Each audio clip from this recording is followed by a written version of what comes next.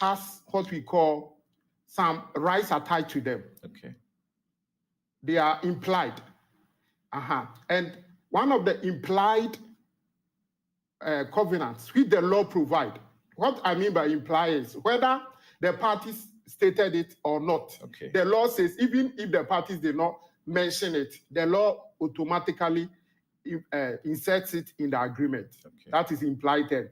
And one of them is the grantee. The grantor is supposed to give the grantee quiet enjoyment of the land. That means that for the period that the person will be on the land, you will not disturb him. You will not disturb his occupation on the land.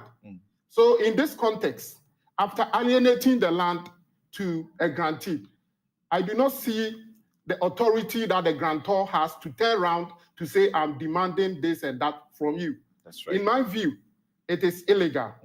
So, my lord, these are normally the people that we have identified as ASAFO groups, particularly in Accra, where they come and they say you must pay digging fee, which you spoke about. Yeah. So they make all these demands, and now they add money, and they say until you give us this, you cannot break the land, or your contractors will not be allowed to develop. If you try it, you see the things they will do to you. And to be frank, I have suffered it once. Sorry about that. And now, like I did indicate, you can go to court and get a restraining order, right, which is different from the normal interlocutory injunction. Restraining order, stopping them from coming on the land, and you continue with your development.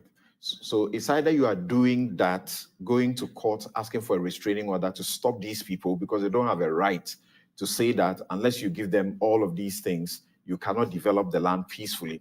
And as my lord has explained, you have a certain right that you are supposed to enjoy, and it is called peaceful enjoyment.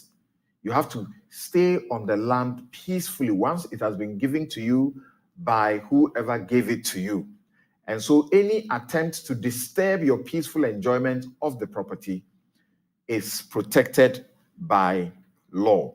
So either you go to court and ask for a restraining order. And last week, my lord explained that the thing is that in our system, before you can issue an injunction, you must have filed a writ in the court, or you must have filed an originating process in the court.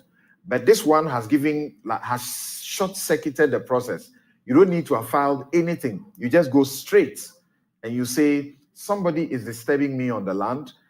First of all, he's not an owner of the land. Even I can't even identify him by name and so on. Yet he's trying to disturb me, so they'll be stopped. Apart from seeking the restraining order, what else can the individual do? The person can further report them to the police. Right. It's now criminalized. Right. It's a criminal offense.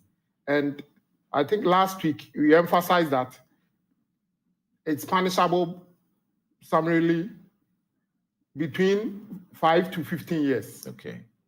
Between 5 to 15 years.